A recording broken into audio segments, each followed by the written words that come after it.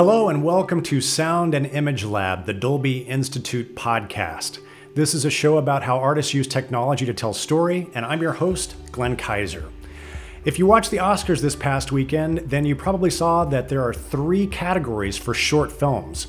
And believe it or not, that art form is still very much alive and well, and it's showcased in film festivals around the world. One of those festivals is the Aspen Shortsfest, which is a qualifying film festival for the Academy Award for Best Short Films. And they invited the Dolby Institute to come in and lead a workshop this past year on sound design for short films. I was simply blown away by the quality of the films in the festival this year, and so we decided to share the conversations with you today. The 3 films that we're discussing could not be more different. There is a narrative drama about a woman struggling to overcome hearing loss, a documentary about an architect who is displaced from his home because of war, and a surrealist animated film about an anthropomorphic singularity at the heart of a black hole. But what these films all have in common is that they use sound design in really creative ways to give the audience the subjective experience of the film's protagonists, and some of the work is truly remarkable. So just a bit of business before we get started. Because these films are still in their festival runs, there is no way to watch them online just yet. But the festival and each of the filmmakers have graciously shared some clips with us, which I will set up, especially for our audio-only listeners. However, if you would like to actually see those clips, then please go over to watch this episode on Dolby's YouTube channel using the link below, as always, in our show notes. So first up is Broken House. This is a beautiful documentary from Jimmy Goldblum about architect Mohammed Hafiz and how he uses his work to cope with a unique form of homesickness. Hafiz is from Damascus, Syria, which has been decimated by war, and since he's unable to return home, he decided to rebuild it himself using architectural models, creating a grand model of the ancient city while also showing the destruction that all the violence has wrought there. In this clip, the filmmakers intercut raw footage of the city being bombed and covered in ash and dust as Hafiz blasts his own model with ash and dust in just a fury of sorrow. Let's have a look and a listen.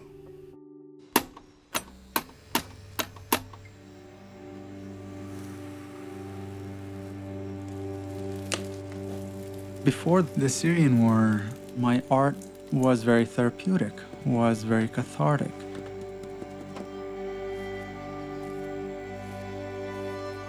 I was just making. I wanted to build the Damascus of my memories. A lot of generations came here, a lot of paint happened on these walls. So it's exactly what I'm gonna do. Paint, scrape, paint, scrape. Before you know it, the architecture was telling the story of the human that lived within. And that would bring me home.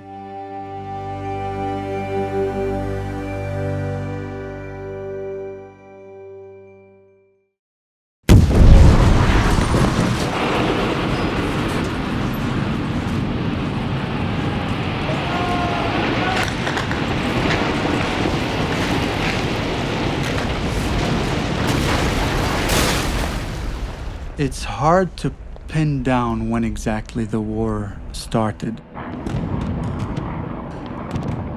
My parents hesitated to leave home. It's not until the clashes broke off 100 meters away and shook our whole house. They realized, okay, the conflict is now on our doorstep and we need to leave.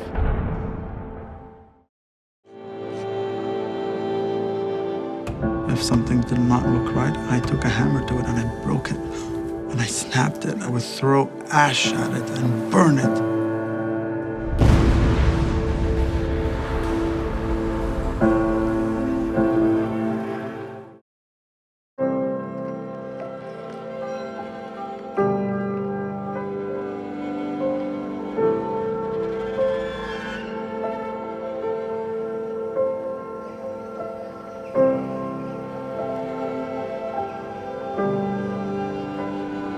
was painting a picture so that people can fully understand the magnitude of destruction.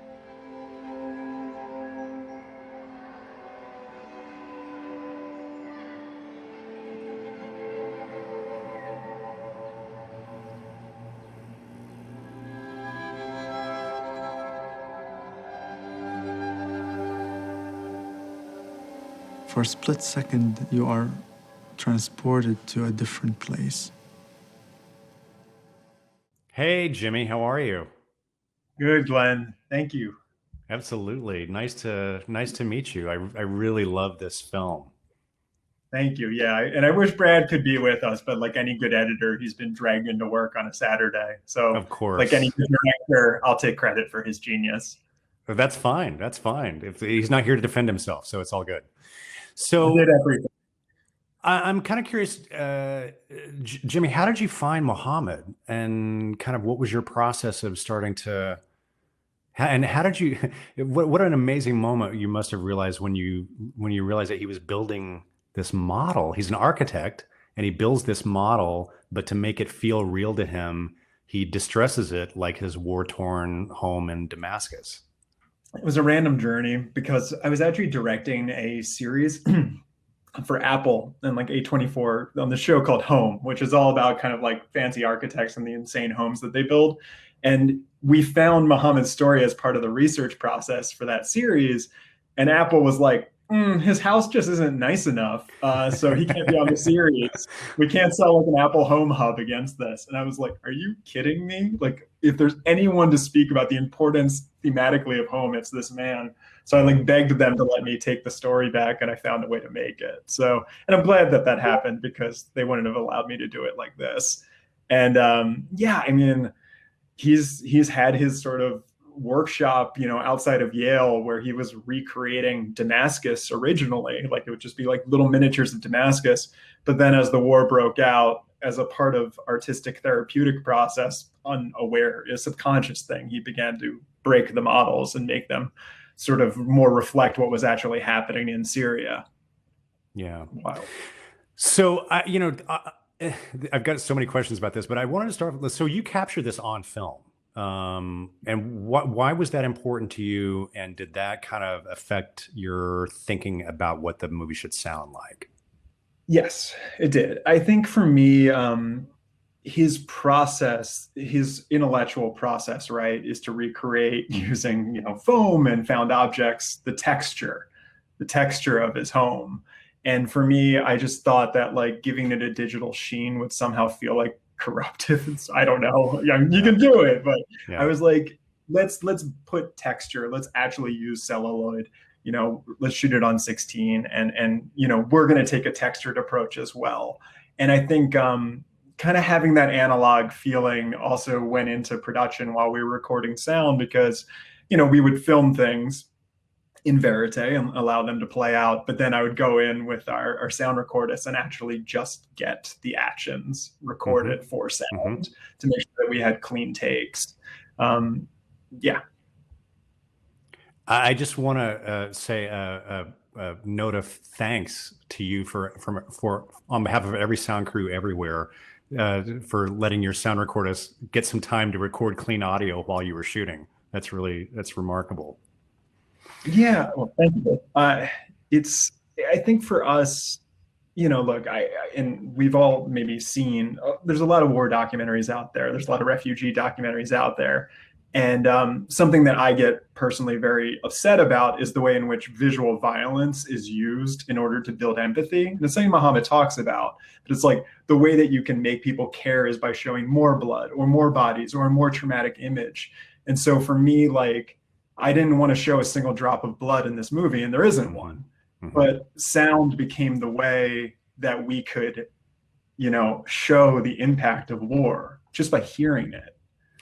Well, I'm really glad you brought that up, because I think it kind of leads into what I think is sort of one of the really remarkable sequences, which I was so thrilled that you included in that clip. So you include a lot of archival footage of Damascus and sort of, you know, bombs going off and kind of that destruction. One of the things that immediately struck me was you know, we're very used to seeing that on news footage but we never experience it with full fidelity audio. And that's where the impact comes. So I'm presuming that that's archival footage, but you must have recreated the sound for it in order to make it full fidelity, right? Yeah, it was actually footage from ISIS. So I went on like the dark web and found a giant trove of ISIS propaganda films that they had posted to recruit their people. And usually what's playing over that footage is like celebratory chants of like, we did it. Right. And or there will be news clips as well where people are constantly talking over this imagery. So we did have to go in and kind of recreate it. Sonically. Well, but then I'm just kind of curious, at what point did you sort of realize, oh, we're going to build this, the full fidelity version of this destruction, and I can use that same material to overlap that sound into Muhammad distressing his model, which is just such a remarkable choice. And it's a great moment. And it's such a powerful use of sound. Thank you. Yeah. I mean,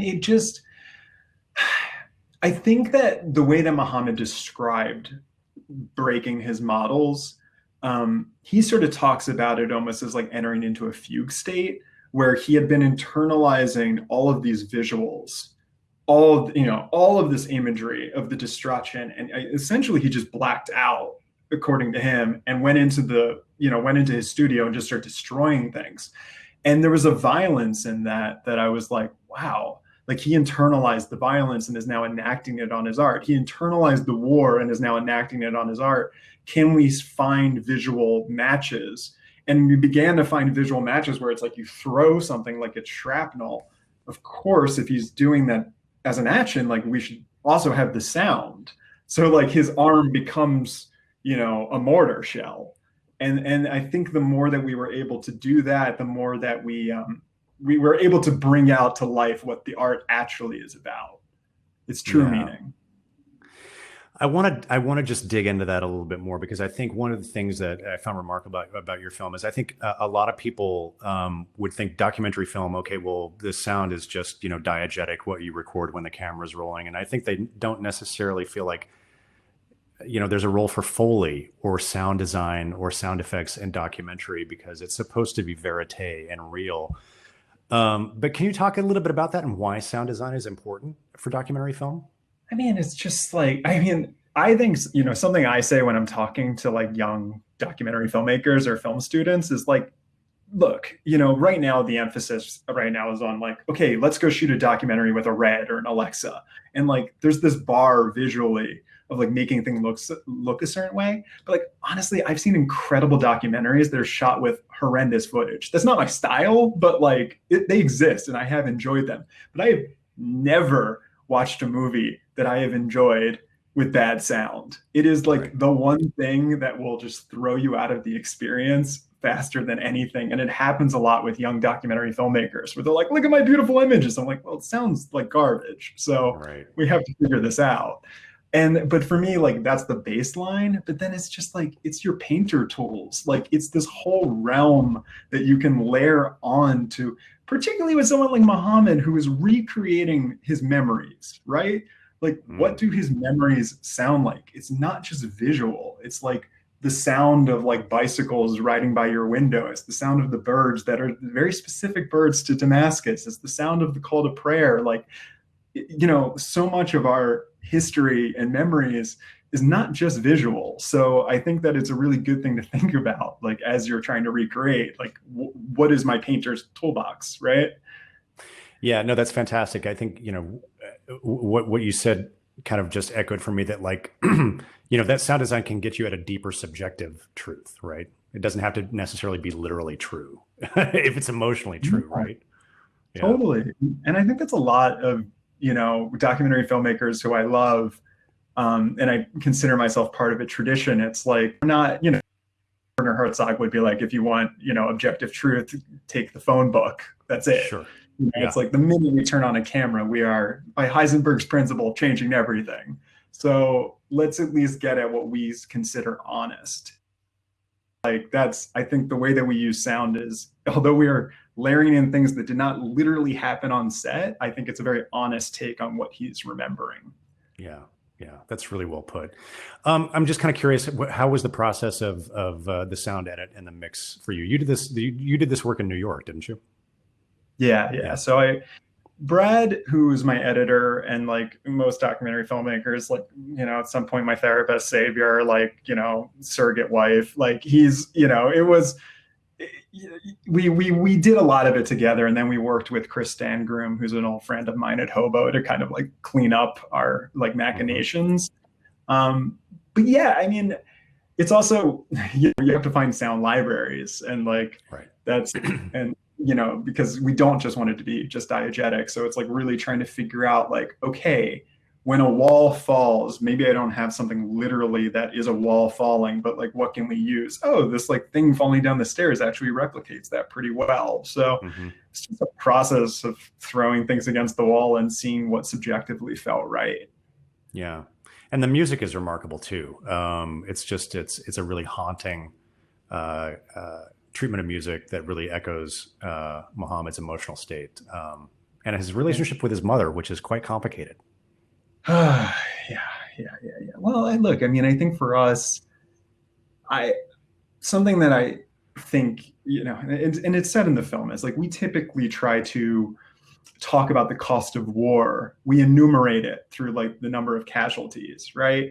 But it's like, of course, that's like the largest trauma, is like the people who die or the people who are injured. But there's such more violence that is perpetuated. And like a lot of what I'm talking about, because Muhammad is an architect, is the architectural violence, like losing a cultural history in Damascus, which is like the oldest inhabited city on the planet.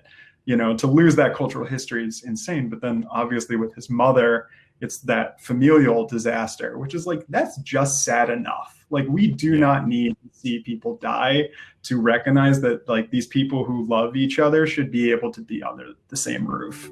Well, it's a remarkable film, and a very creative use of sound design. I was really blown away by it. Congratulations. Thank you. Appreciate your time. Many thanks to director Jimmy Goldblum and his team. Next up is a film from Belgium called Ligie, directed by Aline Magrez. This film tells the story of Sarah, a deaf woman who reluctantly agrees to undergo surgery to restore her hearing. In this clip, we experience a recurring motif of the sound of the train, which becomes more and more cacophonous as Sarah grows more and more overwhelmed, before we are transported to the eerie quiet of her hospital room post-surgery. The dialogue is in French, but you can watch this clip with English subtitles on the video version of this podcast over on the YouTube channel. Let's roll the clip.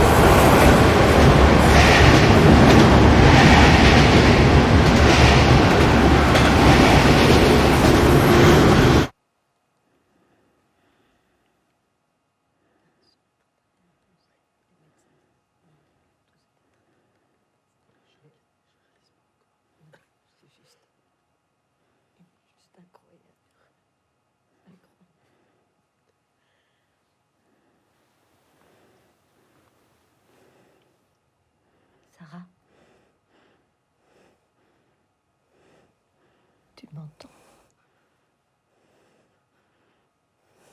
Tu m'entends? Tu m'entends, ma chérie? Elle m'entend, c'est incroyable. Ça va?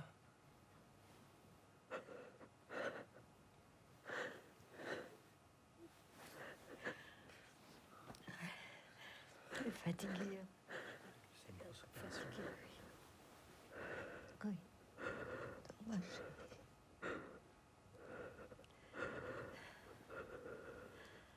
Ah, c'est incroyable. On a imaginé tout ce qu'elle va vivre maintenant. Tout ce qui s'ouvre pour elle. C'est dingue.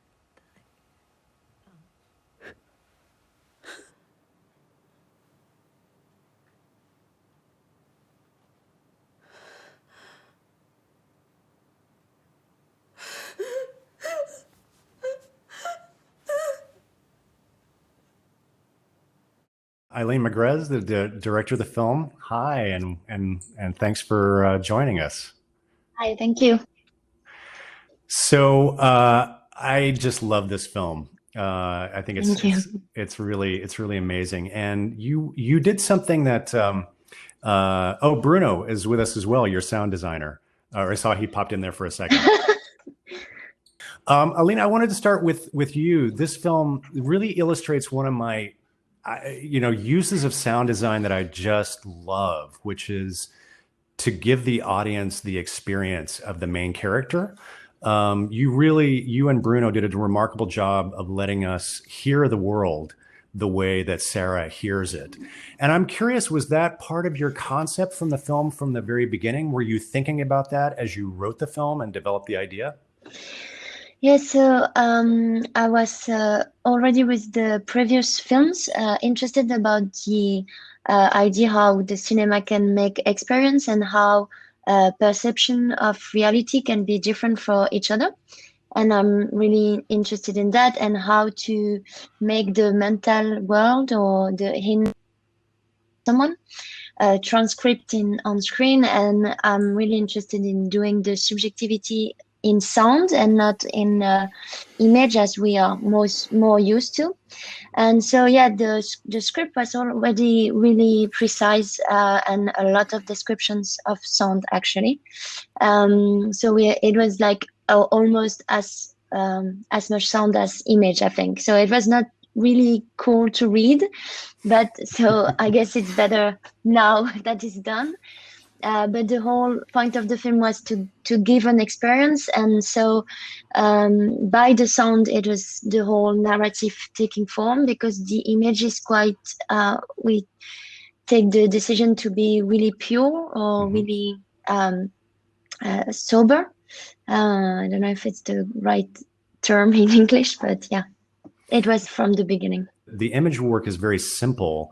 And it feels like the sound is doing a lot of the work to kind of communicate her internal state, which I think is amazing. So I'm curious, had you and Bruno worked together before, or how did you get involved in the film? Well, I was the producer that I was working with, and she introduced us to for this short movie. And so we started to talk about the script before the shooting, because I did the shooting and then the sound editing, so we could talk about the sound really before the production and the post-production. So that was quite comfortable to anticipated all the intentions, the sound intentions, and talk about that. That was really interesting, because Aline was really, as she said before, she was really precise in the script about the sound intention, and I don't think it was so problematic to read, but it's my part. So I was in a way a bit. It was a kind of compliment. So I wanted to ask both of you. the sound work is so distinctive in terms of the way that you give the audience Sarah's experience of being deaf, and she does have a hearing aid that allows her to have some experience of hearing. And so I want to ask you how you went about creating what her world was going to sound like, and what was your thinking. And I love the fact that she gets so easily overwhelmed, and sometimes the way she deals with that is just to turn the hearing aid off and go back to silence. I love the way you use silence in this film. Mm-hmm. But talk to us for a second about how you decided and designed what the world of her kind of mechanical hearing was going to be. Yeah, so I had that. So it was like different world to construct. So the material, the technical sound, her silence, it was a really big challenge, obviously. And then the sound of her body, and then the sound after. And with Bruno, we listened to a lot of sound. I think it's a researcher who find a way to transmit us the sound of what they would hear through the system, because it's so difficult to understand, and it's actually really, really awful. And because I had talked with a lot of deaf or partially deaf people, they're always telling the same thing, that it's actually really not comfortable, because they don't do the mixing well, and all of it is quite electronic.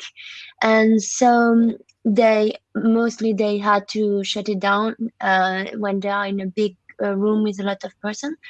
But then we actually, I think, Bruno, you can say something about it after, but at the beginning we did something really bad, like it was really difficult to hear. And then we decided to do it a little bit less, so for the spectator it's not too much, because we knew we were going to play a small game with the spectator, that he had to accept that the sound is not perfect or like you hear it all the time. But it was at the beginning really too bad, but we did a lot of really bad things to sound. I have to say, compression a lot, but Bruno can maybe say more. Yeah, Bruno, please tell us about the process. Yeah, about the process. We started from that point with the realistic approach, and finally we step by step we make a sound more stylized, because to make it more hearable for the spectator, because if we do the film like realistic, like the system, in the sense of the system, it could be difficult to hear the sound of the film and to follow all the film along the. So we did some choice in this kind of we did that choice, and at the start of the film we made a kind of really bad sound to make it more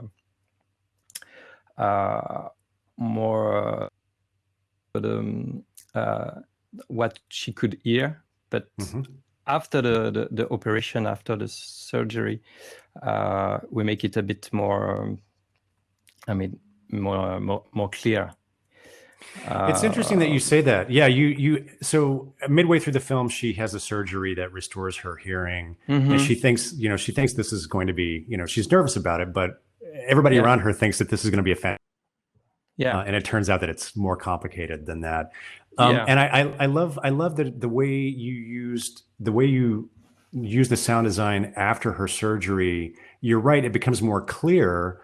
But at the same time, you use sound to really overwhelm her and really communicate to the audience that it's too much. It's too much for her to deal with. And obviously, then she takes some pretty strong action. I won't give no spoiler, but I thought it was just remarkable, and I love the mix, especially, is fantastic on the film. Yeah, the mixer, I don't know if it's the same. It did a really beautiful work, and I'm always saying that I'm really sad because no one is sing it in the right way. It's a 5.1 mixing that no one has seen except me, in alone with my producer and my image editor. Even Bruno, he just saw it in the mixing room, but not in theater. So yeah, he did an amazing job, I think. And for the second part, actually, the whole thing was when it's also like real in one way, is that when you get that surgery, your brain is not set to be able to mix all the sound. So you just hear everything really close or really far. You don't know, you have a big difficulty of geographically speaking. And this is also why it's really something that deaf and partially deaf people are saying don't do it, because it could be like really bad. And it's actually the whole thing about, obviously, the film, the subject for me is larger than only deaf difficulty, but about like difference can be a force, actually, and she's going to lose it. But yeah, we had to, it was easier actually the second part to work with, because I can imagine it really better than the first world. But in one way, the world in the train is fantasy, and in Dream, it was actually really difficult, but also really exciting, because we can do whatever we want. So it's also the whole balance, a good balance to work with. Yeah, I guess. Yeah, I love the way you handled the scenes in the lab. And in the beginning, the lab is like a very safe cocoon for her. And then after she gets the surgery, it's overwhelmingly loud. And she, to your point, she has a hard time filtering out like what sounds to pay attention to and what it's just overwhelming. And so Bruno, the sound design in that sequence is just fantastic. And I love the way that, you use non-literal sounds, like I made a note, the sound design of her looking through the microscope then becomes the passing street lamps on the train as she drives, as she's riding along. And there's just a lot of great work in there. I thought it was just remarkable and fantastic. Thank you. Yeah, thank you. That was a really cool moment, because we had to, I mean, I'm saying cool now, but I was really panicking during the whole sound editing process, because I wanted to try so much and I was never really like completely happy with it. But during the delibritage, the sound, the Foley, and we had to find all these small sounds for the microscope and for the dreamy part and for the train. And I think it was really exciting moments for us to work with her and find all these abstract sounds. Yeah, it's really great. Well, congratulations to the both of you. I think it's a remarkable film and just a fantastic sound design and mix. So congratulations to both of you. Thank you very much. Thank you once again, Aline Magrez and sound designer Bruno Schweisguth.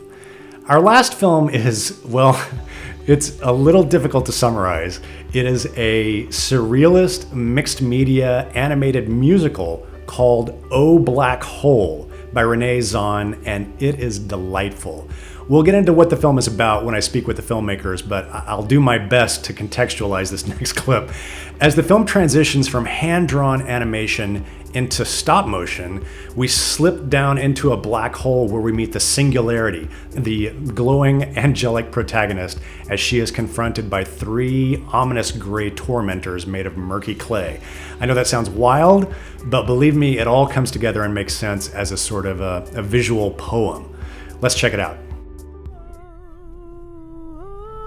And once again, she danced happily. They would be with her for eternity. Because now there was no wax or wane, no ebb or flow, no fear or pain. Everything would stay the same. Safe inside the black hole.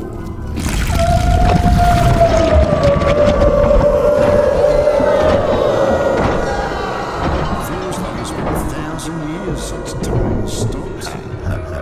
Now there's a paradox. Wait, what's that? Finally. Singularity, singularity, wake up.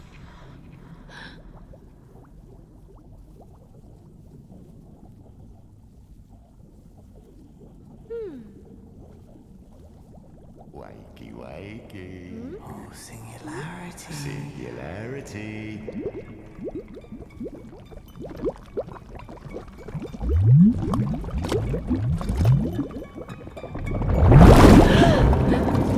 Well, well, well, look who's awake. 1,000 years we've lain in wait.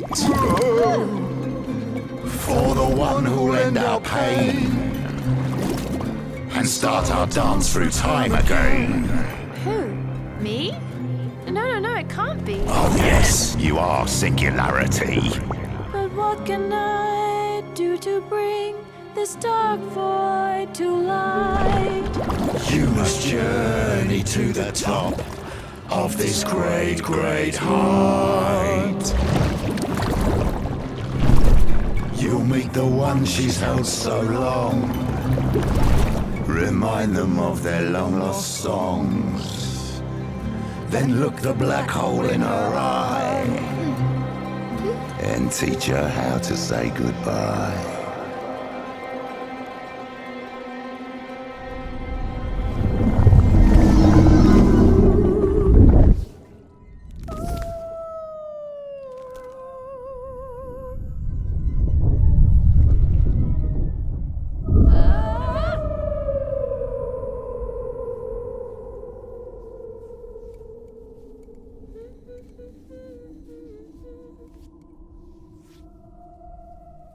Teach her how to say goodbye. Well, I want to just start before we dive into kind of the technical side of the film. I really just want to kind of take a step back and Renee, start with you and say, like, what was it about this particular story that called out to you and said, it made you say, I need to make this particular movie, and then I want to ask, like, why this specific form of animation and why a musical? So the idea for the film came from, so this is our grad film from our film school at the National Film and Television School. And the film came from this drawing that I started making a couple years ago, which was of a woman with sort of this dark smear where her face should be. And I started trying to work out who she was, what her story was, because my films tend to start from images usually, and so I came up with this idea that she had turned into a black hole, and the reason she turned into a black hole was because she was so afraid of time passing and things changing and people leaving her that she sucked in the entire universe inside her to keep everything safe and forever, because time slows down inside a black hole. So that was sort of the genesis of the idea. Mm-hmm. And then, but the plot of the film is this sort of entity inside her called the Singularity, who's like this force of chaos, this little girl who sees that everything in the universe, because they don't want to be inside, they don't want to be forever. The film, I guess, is about the idea that like time passing and transience, it's beautiful, and that's what is meaningful. So the film, and I wanted it to be sort of talking about these ideas, these big ideas, but also be entertaining and be fun. And mm-hmm. that's how it became a musical. And this sort of quest journey. And it follows this tradition of these sort of dark musicals like Labyrinth, like, right. So that's where a lot of the inspiration came from. I guess that's kind of an overview of where. Yeah, where it came from. And I'm curious because obviously, you're also mixing forms. So the black hole is kind of traditional hand-drawn 2D animation. Looks like it's watercolor almost, with maybe some acrylic thrown in there. And then when you go into the black hole, into the world of the singularity, that's stop motion animation, right? Claymation. So can you talk a little bit about what made you decide that you wanted to play with that, with those two forms? And then Ed, I want to draw you into the conversation and ask, like, did those mixture of visual styles, did that affect your decisions from a sound design perspective and how you approach the film? Yeah, so the two mediums came from really wanting to differentiate the world outside the black hole and the world inside, which is inside this woman. And so the world outside is sort of, it's ephemeral, it's sort of delicate and not solid, which is why I decided to go with the 2D drawing, which is made of charcoal and watercolor and some paint, like you said. And then once everything that she keeps inside her is meant to be really solid and forever, which is why we built these sets and had these puppets that were 3D and felt more solid and real.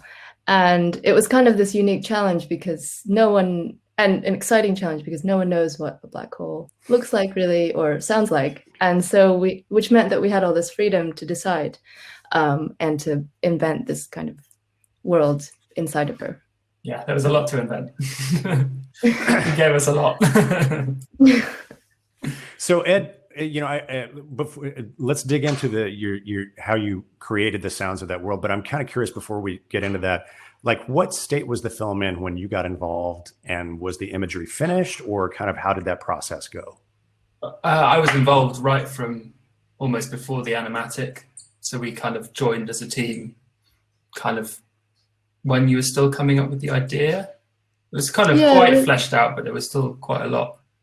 Yeah, really early on, and it was sort of this, and it was nice having everybody involved so early because it was kind of like the things you would show me would kind of influence how the film looked, how the plot sort of evolved. So yeah, it was a nice collaboration right from the start. Yeah, because we were constantly doing animatics and updating the animatic and working with scenes that Renee had finished. We'd do a little bit of sound, but flesh out the music. Because at various times we were recording the voices and recording all the multiple voices that there are in the film. The quality of the voice recording is really amazing. The voices are so expressive. Can you talk a little bit about directing your actors and how you kind of got them to that kind of emotional state? Yeah, so we worked with the two main women vocalists are Emmy the Great, who's a British Hong Kong singer-songwriter, and Laurie Luxemburg, who's an experimental opera singer. And I think some of the sort of intimacy of their voices and their performance was because we went to their houses to record, because nobody wanted to come to Beaconsfield where the school was, which of course was very challenging for Ed as well. I got better at it as we went through. We kept going back. But yeah, we chose them because they sort of embodied the characters that we were trying to create. Like Emmy's voice is so pure and sort of delicate and honest already. So she felt like the perfect fit for Singularity, who's this kind of like a young girl who just wants to save all her new friends. And then Laurie is kind of she's a force of nature. The power behind her voice and the sort of crazy ways she can manipulate it. We got just minutes and minutes and minutes of like just almost unusable stuff. Really? Yeah. She went very far. Yeah, like what you hear on screen is sort of the most like the least insane performance that she gave us, which even so she kind of captured the spirit of the black hole, who's really hurt and really desperate. Yes, that came through in the performance really strongly. Yeah. But yeah, the mix of animations was a great one for me because we'd had Dolby Atmos installed about 3 months earlier at school. Oh, really? So we were all looking for things to play with, and that tunnel was just kind of amazing playground in terms of having things moving around, but also in keeping the 2D all in the LCR, or even kind of mostly in the center.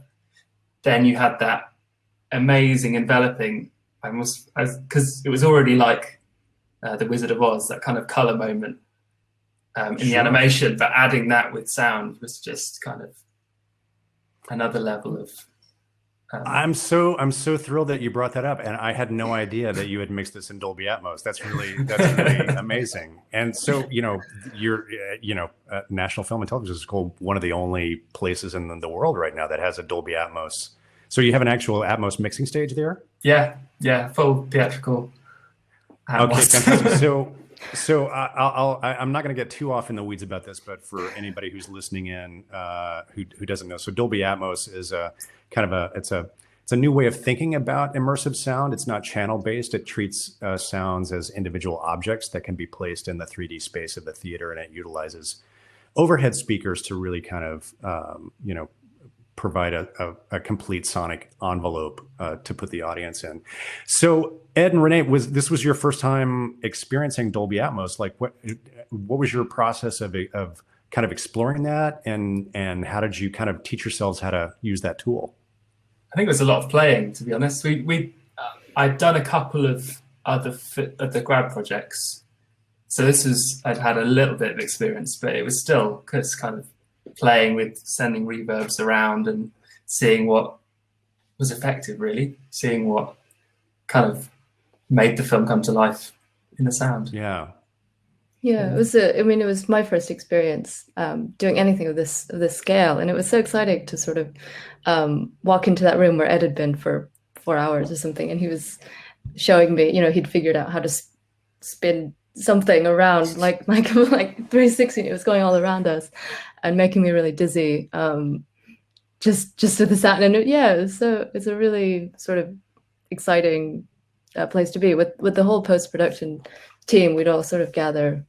It'd be us and the editor Ami and composer Harry, sort of the four of us often sitting in the room, just kind of wow. Because Harry was great. He's very technical but very creative, and he'd have ideas for, why don't you put that stem up in there and put that stem, maybe move that one round and round, and I'll split that off for you. And it was just, really fun. Lots of late nights. But. Well, I really love what you said about kind of Ed, your approach was to just stick to the front speakers for the hand-drawn animation. And sort of when you go through that tunnel into the stop motion world, then you open up the sonic. So that to me is just a great example of using the technology to really take the audience on that journey, and give them the full kind of treatment, which is super exciting. I'm always really intrigued when I meet directors and sound designers to ask kind of how you collaborated and how you spoke to each other. And Renee, how did you communicate to Ed what it was that you were, your creative intentions? I find that sound is so hard to talk about. It's hard to verbalize. So how did you sort of collaborate with Ed and get Ed from a sound design perspective where you needed him to be to support the film? I think it helped that we get along really well. And we'd worked together on one small project before this, which actually we just finished after this. But I definitely don't have the vocabulary to sort of articulate. But we talked a lot about the story. We talked a lot about the emotions that sort of at each stage of the film that needed to be conveyed. And we talked a lot, because it's a school film and, on this budget, so there's only so much we can do set wise and visual wise. So there was so much, but with the sound, you can kind of make this huge worlds. So that was a very exciting element of it. And Renee's also very good at making the sound that she wants. Oh yeah, that's how I was just, that's really, the over there. Yeah, that might be actually most of it. I can tell you that even at Skywalker Sound, that's the little secret of sound design, is all the sound designers' vocals end up in the films at some point. Yeah, ours, it did. At one night in the mixing room for the scene, part of the scene that you just saw, the tunnel going down. We realized we needed tortured screams of sort of the creatures who had been trapped there for 1,000 years. And so at 4 a.m., the best screams came from Harry the composer. From we all have a scream in there somewhere. That's great. Screams of real 4 a.m. pain. That's real agony. That's what makes the movie come to life. Time really had stopped for us. Yeah, I'm sure.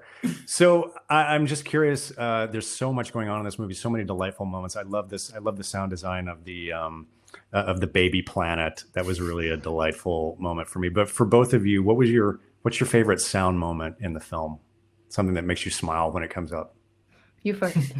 I think for me it is the tunnel, just because of there's kind of the tunnel, and just before it, just there's kind of elements with so many like rounds of adding things, taking things away. Even after we played the film, then adding another element, and that being just now we've got it. Now everything's in there that we kind of is needed, and then I kind of feel that every time I watch it. So that's definitely it for me. That's great. Well, I think you guys did a remarkable job with it, and certainly Renee, what you were saying really rang true for me, which is like your sound work is so dense in the film, it makes it feel like a much bigger film than maybe you would have thought you would had the budget to give the audience the experience of. So congratulations. Ed and Renee, it's a really fantastic film. So thanks for talking with us about it today. Thanks very much. Thank you to Renee Zhan and sound designer Ed Rousseau. And thank you to Susan Rubel, Jason Anderson, and all the folks at Aspen Shortsfest for inviting us to participate this year. Keep an eye out for these amazing films and these filmmakers. I'm certain that you're going to be hearing more about each of them very soon. We'll be back again in 2 weeks to discuss the re-release of Scott Pilgrim vs. the World, which amazingly turns 10 years old this year. And to celebrate that, they decided to remaster the film in Dolby Vision and Dolby Atmos. So we've got some great interviews with director Edgar Wright and the sound designer and mixer Julian Slater. So make sure you're subscribed if you're not already. You can find links to our dedicated podcast feed in the show notes or by searching for Dolby wherever you get your podcasts. And while you're there, consider leaving us a rating or a review on the Apple Podcasts app. It really helps raise awareness of our show so that we can continue to grow. Until then, thanks again for joining us. This has been the Sound and Image Lab, the Dolby Institute podcast. I'm your host, Glenn Kaiser. Our producer and editor is Michael Coleman. Our executive producers are Amanda Schneider and Jack Ferry. Production support by Taylor Hines. And our production coordinator is Tristan Enriquez. Thank you for listening.